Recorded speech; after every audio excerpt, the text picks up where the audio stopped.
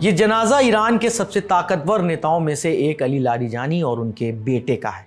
Larijani Iran की supreme national security council के secretary भी थे। इजराइल के हवाई हमलों में लारीजानी और उनके बेटे की मौत हो गई थी और अब ईरान उनकी मौत का बदला लेने की कस्में खा रहा है। ईरान के सुप्रीम लीडर मुस्तफा खामेनेई ने लारीजानी की हत्या पर अमेरिका और इजराइल को गंभीर अंजाम भुगतने की चेतावनी दी है। मुस्तफा खामेनेई ने कहा है कि इन शहीदों के गुनहगारों से खून की हर बूंद का बदला लिया जाएगा। जंग और धमकियों के बीच ईरान को एक और बड़ा नुकसान हुआ है। ईरान के खुफिया मामलों के मंत्री इस्माइल खातिब की मौत हो चुकी है। ईरान के राष्ट्रपति मसूद पेजेश्कियन ने एक्स पोस्ट में इसकी पुष्टि की है। इजराइल के हमले में अली लारीजानी की मौत के बाद दावा किया जाने लगा था कि इस्माइल खातिब भी अब जीवित नहीं है। मसूद पेजेश्कियन के पोस्ट ने इन दावों पर मुहर लगा दी।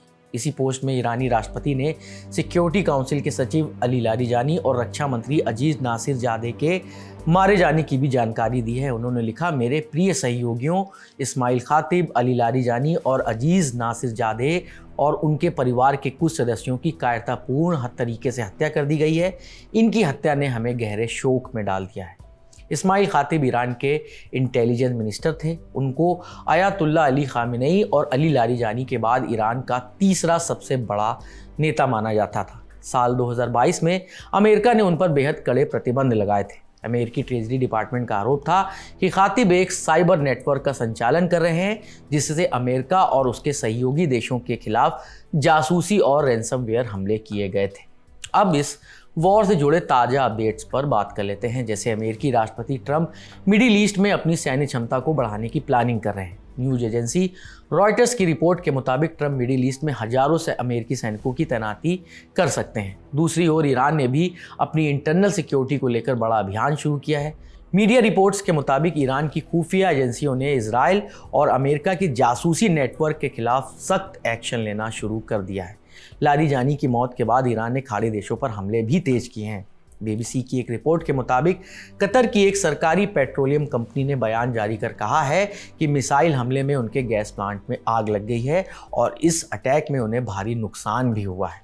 मीडिया रिपोर्ट्स के मुताबिक साउथ पार्स गैस फील्ड पर हमले से बौखलाए ईरान ने खाड़ी क्षेत्र के तेल और गैस फील्ड पर जवाबी हमले किए हैं। साउथ पार्स पर हमले के बाद वैसे भी ईरान ने चेतावनी दी थी कि खाड़ी क्षेत्रों पर के ऊर्जा ठिकानों पर वो आगे और विनाशकारी हमले करेगा। रॉयटर्स की रिपोर्ट के मुताबिक IRGC ने कहा था कि हम आपको एक बार फिर चेतावनी देते हैं कि आपने इस्लामी गणराज्य के ऊर्जा ढांचे पर हमला करके बड़ी गलती की है। अगर इसे दोहराया गया तो आपके और आपके सहयोगियों के ऊर्जा ढांचे पर हमले तब तक नहीं रुकेंगे जब तक उसे पूरी तरह नष्ट नहीं कर दिया जाता। इन धमकियों के बाद ईरान ने कतर की एनर्जी साइट्स पर हमले कर दिए।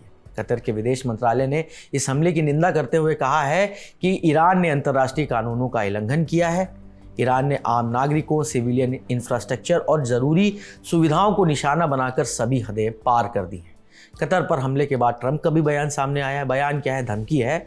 उन्होंने कहा है कि अगर ईरान ने कतर पर फिर से हमला किया तो वो साउथ पार्स गैस फील्ड को तबाह कर देंगे। इसके साथ ही ट्रंप ने ये वादा भी किया है कि इजराइल ईरान की साउथ पार्स गैस फील्ड पर कोई हमला नहीं करेगा, लेकिन ईरान ने अगर कतर पर हमला किया तो US जवाबी कार्रवाई करेगा। इसके साथ ही सऊदी के विदेश मंत्री प्रिंस फैसल बिन फरहान ने ईरान को चेताया है कि अगर ईरान ये मानता है कि खाड़ी देश जवाब देने में सक्षम नहीं है तो ये उसकी बड़ी भूल है।